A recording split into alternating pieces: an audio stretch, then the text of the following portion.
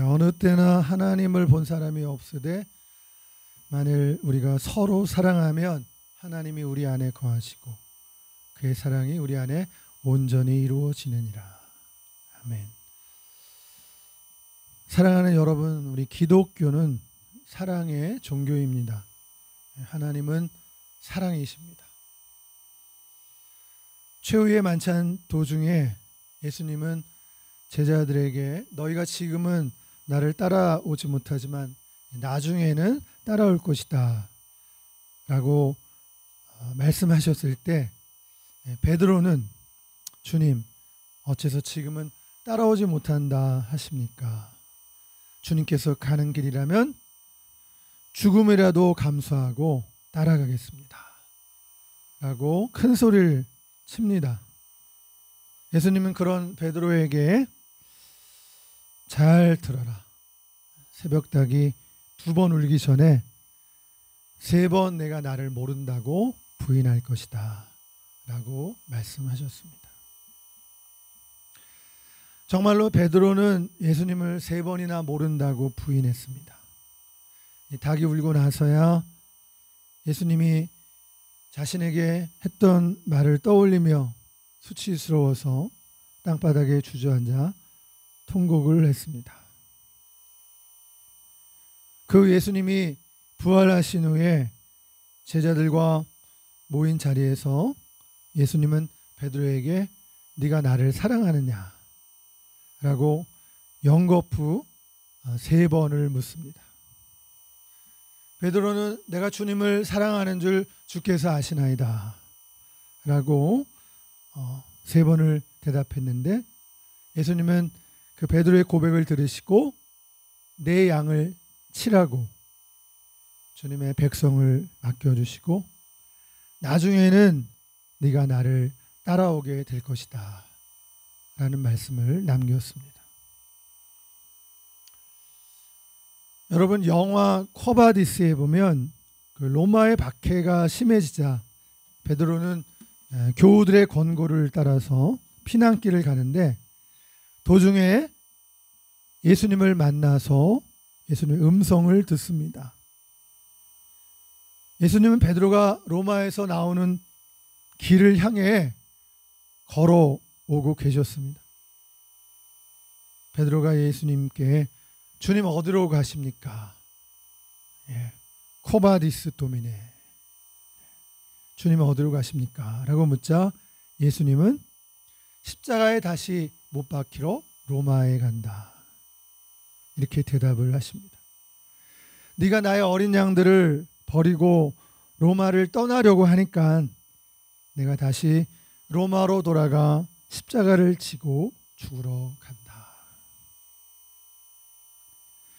이에 베드로는 부끄러운 마음에 뉘우치며 로마로 되돌아가서 전도하다가 붙잡혀서 순교하게 됩니다.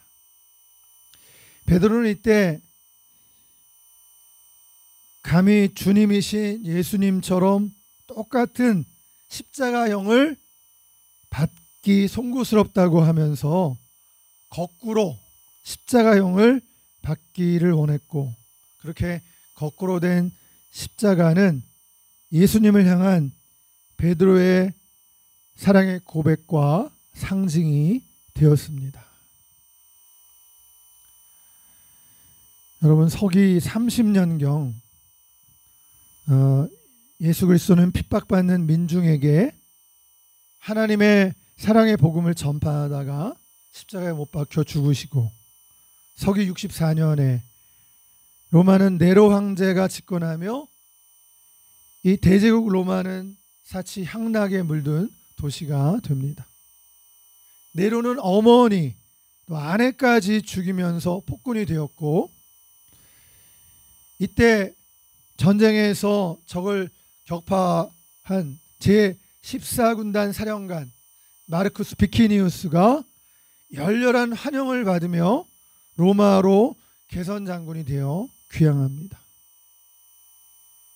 로마에 도착한 이 비키니우스는 삼천의 소개로 한 집에 머무는데 그곳에는 독실한 기독교인인 리지아라고 하는 외국 노예가 있었는데 그 리지아를 본 순간 사랑에 빠져듭니다.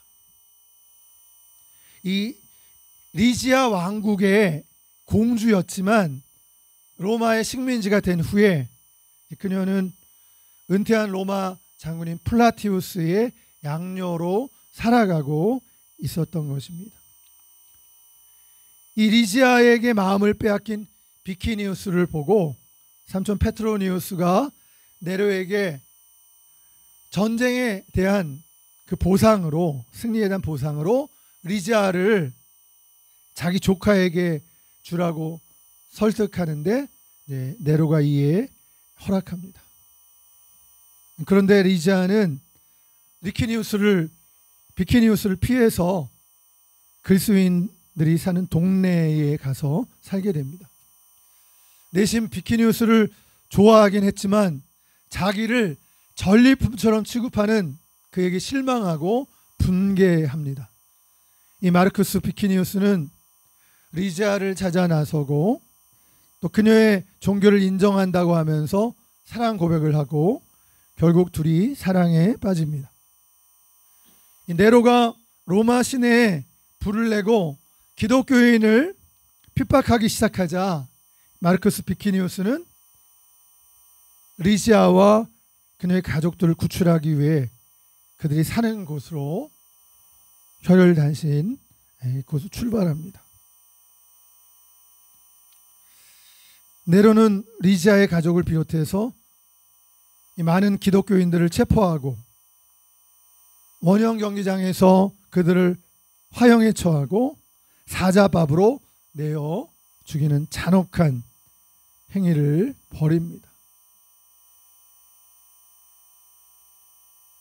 비키니우스는 그 가족들을 구하러 찾아왔다가 그 또한 로마 군에 의해서 옥에 갇히게 됩니다. 예수님 제자인 이 베드로는 로마를 탈출해 가다가 예수님의 환영을 보고 그에게 어디로 가시느냐 묻는데 예수님이 다시 십자가를 지려고 로마로 가신다고 대답을 하셨습니다. 이 정신이 든 베드로는 로마로 가서 전도를 하지만 그 역시 잡혀서 옥에 갇힙니다. 그동안 갇혀있던 기독교인들은 기도로 두려움을 이겨내고 있었고 거기에는 리키니우스도 리지아와 함께 갇혀 있었습니다. 이 마르쿠스 비키니우스는 믿음의 자신이 없었지만 리지아가 그를 격려하고 기도해 주면서 용기를 주었습니다. 베드로의 주례로 영화에 보면 둘은 옥중 결혼을 하고 베드로는 죽음을 무릅쓰고 설교하다가 바티칸 언덕에서 십자가에 거꾸려 매달려 순교하는 것이죠. 여러분 구약 성경 레위기 19장에 보니까 이런 말씀이 있습니다. 너희가 너희의 땅에서 곡식을 거둘 때에 너는 밭 모퉁이까지 다 거두지 말고 내 떨어진 이삭도 줍지 말라고 말씀하십니다. 또 이어지는 말씀에 보면 내 포도원의 열매를 다 따지 말고 그 떨어진 열매도 줍지 말아서 가난한 사람과 거류민들을 위해서 버려두라 말씀합니다. 또 너는 내 이웃을 억압하지 말고 착취하지 말며 품꾼의 삭슬 아침까지 밤새도록 두지 말라라고 말씀합니다. 나는 여호와니라 이렇게 말씀하고 계세요. 그리고 귀먹은 자를 저주하지 말며 맹인 앞에 장애물을 놓지 말고 내 하나님을 경외하라. 나는 여호와니라 이렇게 말씀합니다. 마지막으로 레위기 19장 18절에 원수를 갚지 말며 동포를 원망하지 말고 내 이웃 사랑하기를 내 자신과 같이 사랑하라 나는 여호와니라. 이웃사랑에 대해서 이렇게 분명하게 말씀해 주고 계십니다. 우리 로변 정담으로 우리에게 잘 알려진 한 이야기를 여러분께 한번 이 시간에 나누고자 합니다. 할머니와 브라이언에 대한 이야기인데요. 어느 추운 겨울날 한 남자가 차를 타고 일을 마치고 돌아오는데 눈이 쌓인 도로가 옆에 서 있는 할머니 한 분을 발견했습니다. 석양이었지만 그분에게 도움이 필요하다는 것을 한눈에 알 수가 있었습니다. 그 남자는 이 할머니의 메르세데스 차 앞에 자신의 차를 세우고 다가갔습니다. 여전히 남자의 차는 타고 온 그 차는 덜컹거리고 있었습니다. 그 남자 얼굴에는 친절한 웃음을 띠고 있었지만 오히려 할머니는 좀 두려운 낯빛을 보였습니다. 1시간 동안 서 있으면서 그 아무도 차를 세우지 않았는데 이 사람이 혹시 나를 해치려는 것은 아닐까. 외모를 보니까 넉넉해 보이지도 않고 오히려 배고픈 것 같은데 어쩐지 이 할머니에게는 좋은 느낌이 들지 않았습니다. 그는 할머니가 주위에 떨면서 두려워하고 있다는 것을 한눈에 알아챘습니다. 그리고 어쩌면 추위 때문에 그 두려움이 더 커졌을 것이다 라는 생각도 들었습니다. 할머니에게 이렇게 말을 했어요. 제가 도와드리겠습니다, 할머니. 따뜻한 차 안에 들어가 계시는 게 어떨까요? 제 이름은 브라이언 앤더슨입니다.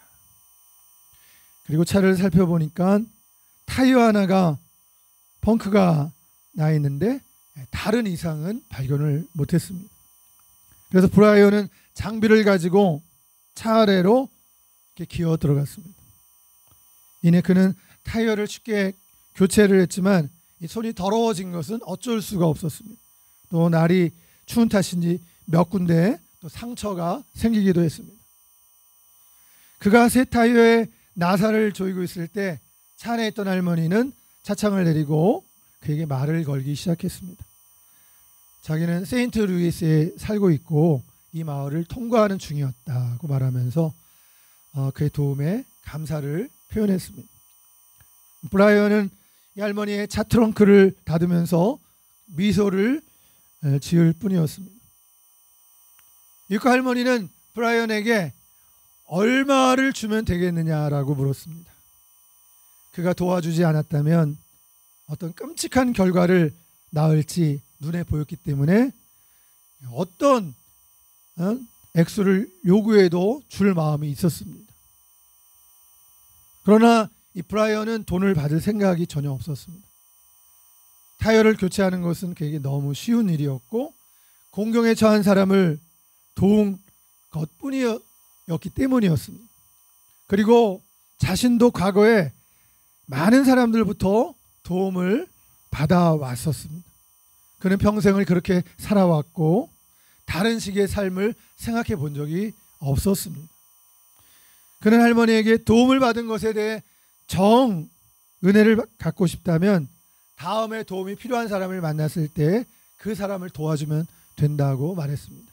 그리고 오늘의 자기를 좀 기억해 달라고 말했습니다. 그는 할머니가 차의 시동을 켜고 출발할 때까지 기다렸습니다. 그리고 실제로 춥고 힘들었지만 해질녘 황혼을 헤치며 집으로 가는 길에는 기분이 너무 좋았습니다. 할머니는 몇 킬로미터 운전을 하면서 지나갈 무렵에 길가에 있는 작은 카페를 발견을 했습니다. 그는 아직 자기 몸에 한기가 남아 있어서 몸을 좀 덮이고 집에 도착하기 전 욕이라도 할 겸 카페 안으로 들어갔습니다. 밖에는 주유기 2대가 세워져 있었고 내부는 그다지 깨끗해 보이지 않는 카페의 모습이 그녀에게는 매우 낯설게 여겨지기도 했습니다. 이 할머니의 머리가 젖어 있는 것을 본 웨이트리스가 그녀의 테이블로 다가와 깨끗한 수건을 건네주었습니다. 그녀는 하루 종일 서 있는 탓인지 매우 피곤해 보였지만 그래도 안면에 미소를 잃지 않았습니다. 할머니가 웨이트리스를 보았을 때 좋게 임신 8개월은 넘었다는 것을 알아챘습니다. 그런데도 그녀가 여전히 친절한 태도를 유지하고 있다는 것이 놀랍기만 했습니다. 이렇게도 가진 것이 없어 보이는 사람이 어쩌면 이렇게 나처럼 모르는 사람에게 친절을 베풀 수 있는 것일까? 그러면서 할머니는 방금 전 브라이언이 생각이 났어요. 식사를 마치고 할머니는 $100짜리 지폐 한 장을 내밀었습니다. 그리고 웨이트리스가 거스름돈을 가지러 간 사이 할머니는 식당 밖으로 그냥 황급히 나가버렸습니다. 웨이트리스는 할머니가 어디로 간 걸까 이렇게 생각을 하다가 할머니가 식사를 마친 테이블 위에 냅킨 위에다 뭔가를 쓴 것을 발견을 했어요. 그리고 냅킨에 적혀있는 글을 읽으면서 그녀는 눈시울이 촉촉히 젖어들었습니다. 냅킨에는 이렇게 적혀 있었어요. 당신은 내게 빚진 게 하나도 없어요.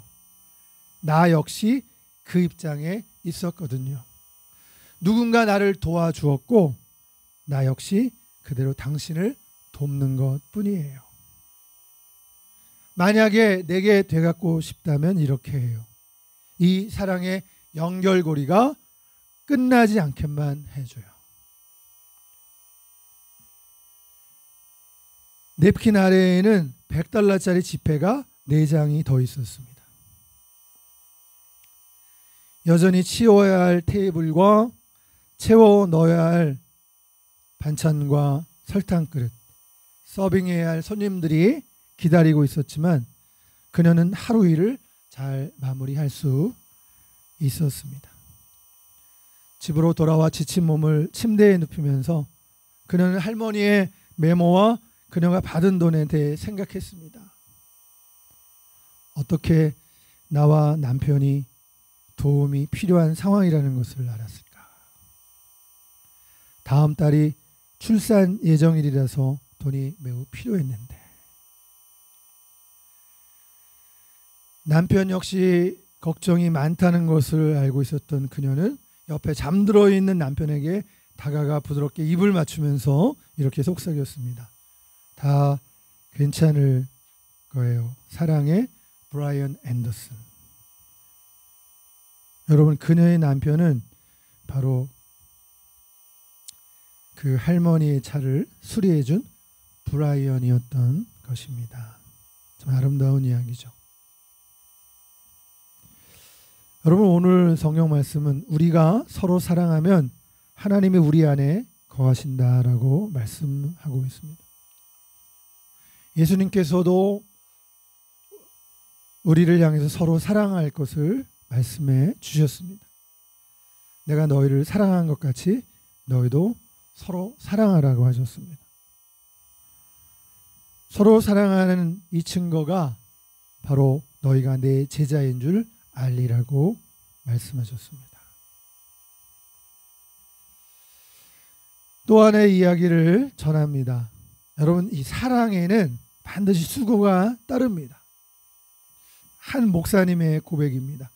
1982년 늦은 가을쯤이었습니다. 전화를 걸어와 모기만한 목소리로 숨을 헐떡거리면서 상담을 하고 싶다는 전화가 왔습니다. 근데 너무 힘들게 말을 해서 도저히 전화로 상담을 진행할 수가 없었습니다. 겨우 어렵게 주소를 받아냈습니다. 무로무로 찾아간 곳은 정릉 달동네 꼭대기에 있는 판자촌 집이었습니다. 두 손은 물론 고개도 들지 못하고 있는 누워있는 22살의 이인숙 자매였습니다. 친구라고는 유일하게 라디오 트랜지스터 라디오 하나뿐이었습니다. 하루 종일 라디오 방송만 듣다가 전화를 하게 됐다고 했습니다. 그 저에게 열심히 전도했더니 곧 예수님을 영접하게 되었습니다. 교회에 나와서 신앙생활을 하도록 권유해서 1983년 1월 23일 처음으로 택시를 대절해서 교회에 오게 됐습니다. 그날 저녁 예배를 마친 후에 고등학교 2학년 남학생 자원봉사자에게 집에 데려다 주도록 부탁을 했습니다. 그리고 11시경 그 학생으로부터 전화를 받았습니다. 다시는 이런 일 안 하겠다고 역정을 낸 것입니다. 사연인즉 그날 눈이 와서 택시가 정릉 꼭대기에 올라가지 못하고 삼양동 사거리에서 내리라고 했다는 것입니다. 할 수 없이 업고 1km를 올라가서 눈길을 걸어간 것이에요. 힘도 들고 창피도 하고 겨울에 땀 흘려 본 것은 처음이라고 했습니다. 1월 30일 주일이 되었는데 할 수 없이 목사님이 데리러 갈 수밖에 없었습니다. 그날도 빙판길은 마찬가지였습니다. 택시가 또 올라갈 수가 없어서 하는 수 없이 걸어 올라가서 업고 내려와 겨우 택시를 잡아 타고 교회로 오니까 낮 12시가 다 되었습니다. 예배를 1시간이나 지연시켜서 드리게 되고 그날은 모든 성도들이 울음바다가 되었습니다. 그리고 설교 말미에 목사님이 자기도 모르게 엄청난 말을 해버렸습니다. 이 많은 차 중에 장애인의 발이 되는 차가 없다는 게 말이 됩니까? 우리 기도가 부족한 탓이니 우리 2월달 안에 차를 달라고 하나님께 우리 특별히 믿고 기도합시다. 그러나 누구 하나 그 말 제대로 믿어주는 사람이 없었습니다. 사실 당시 형편은 연탄도 뗄 형편도 못 돼서 박스를 주워다가 연기를 피워가며 아궁이에 불을 펴고 살아가는 그런 때였기 때문입니다. 이 목사가 강대상에서 원고도 없이 실수를 했지만 그 여파가 매우 클 것 같았습니다. 할 수 없이 하나님께 때를 쓰면서 주의 종이 주일날 설교 시간에 실수한 책임을 져달라고 하나님께 조르면서 기도하기 시작했어요. 드디어 1983년 2월 19일 중고 승합차를 300만 원에 계약하고 일주일 후 잔금을 주는 조건으로 끌고 왔습니다. 여기 신망의 역사상 처음으로 승합차가 생기게 된 것입니다. 그 후에 물론 잔금도 하나님이 해결해 주셨습니다. 그 다음엔 택시를 대절하지 않아도 되게 되었습니다. 차를 구입하는데 결정적 도구로 하나님이 사용하신 이 인숙 자매는 그 이후 한 주도 빠짐없이 교회를 나오게 됐습니다. 그리고 그녀의 신앙은 정말 눈부시게 성장했습니다. 하나님께서 주신 특별한 은혜를 이 인숙 자매는 말로 표현하기 시작했습니다. 너무 아름다워서 글로 옮겼더니 멋진 시가 되었습니다. 틈나는 대로 써온 시를 모아 주 예수 나의 당신이여 라는 시집을 발간하고 3판까지 이렇게 매진이 되는 베스트셀러가 되었습니다. 또 작곡가 김석균 씨가 곡을 붙여서 우리 교회에서 자주 불리는 복음성가 주 예수 나의 당신이여 라는 곡이 탄생하게 된 것입니다. 기적은 거기서 끝나지 않았습니다. 원주 기독병원에 데려가 진찰을 받고 치료를 받아서 지금은 거의 정상인처럼 자유로운 몸이 되고 결혼까지 했습니다. 설비공사를 전문으로 하는 비장애인과 만나서 인천에서 정말 행복하게 살면서 또 가끔은 교회를 돌아다니면서 간증을 하고 하나님의 살아계심과 그 사랑을 전파하는 선교사 역할을 하고 있습니다. 여러분, 우리는 수고하고 희생하고 섬길 수 있습니다. 그리고 그 속에서 우리는 행복해합니다. 여러분, 그 자리에 주님이 계십니다. 하나님을 사랑하면 우리는 이렇게 섬길 수 있습니다. 예수님의 사랑을 실천할 수 있습니다. 주님의 사랑 때문입니다. 여러분, 하나님은 왜 예수님을 십자가에서 구원하지 않으시고 죽도록 내버려 두셨을까요? 예수님께서 십자가상에서 엘리엘리 라마 사박다니, 엘리엘리 라마 사박다니, 나의 하나님 나의 하나님 어찌하여 나를 버리셨나이까. 나의 하나님 나의 하나님 어찌하여 나를 버리셨나이까. 하나님께 그렇게 외쳤건만, 그러나 하나님께서는 예수님을 십자가에 죽도록 내버려 두셨습니다. 여러분, 왜 하나님께서는 예수님을 십자가에서 내리지 않으시고 십자가에서 구원하지 않으시고 죽도록 내버려 두셨을까요? 그것은 우리를 사랑하셨기 때문입니다. 그래서 우리를 구원하시기 위해서입니다. 우리의 죄를 씻어주시기 위한 것입니다. 하나님은 하나님께서 만드신 그 공의의 법에 죄를 지으면 반드시 죽어야 하는 그 공의의 법에 하나님 자신도 그 법을 지키려고 하신 것이에요. 그래서 예수님께서 십자가에 달려 죽으심을 통해서 하나님의 공의가 이루어지는 것이에요. 그것은 죽기까지 그의 백성들을 사랑하신 하나님의 사랑이십니다. 우리의 죄를 씻으시고 구원하시고자 하신 하나님의 사랑. 여러분, 하나님의 사랑 외에는 예수님의 십자가를 설명할 방도가 없습니다. 예수님은 십자가에서 우리와 똑같이 육체적인 극단적인 육체적인 고통과 또한 정신적인 고통을 입으셨습니다. 영적인 고통을 입으신 예수님은, 성경은 예수님은 그러나 죄가 없다고 분명히 말씀하고 있어요.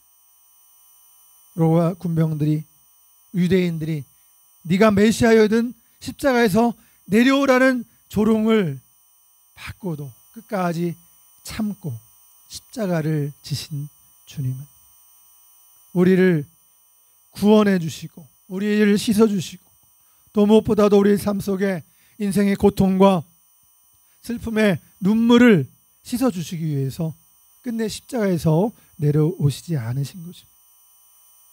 그러므로 오늘 우리 자신을 포함해서 우리 주변에 시험 중에 있는 모든 고통당하는 이들을 우리 주님께서는 능히 도우실 수 있습니다. 주님은 당신을 사랑하십니다. 그래서 십자가를 지신 것입니다. 이 사랑, 십자가의 사랑으로 그 사랑을 우리가 받아 누리고 그 주님의 사랑으로 또 서로 사랑하는 가운데 이 세상에서 승리하는 우리 주님의 백성들이 다 되시기를 바랍니다. 기도하시겠습니다.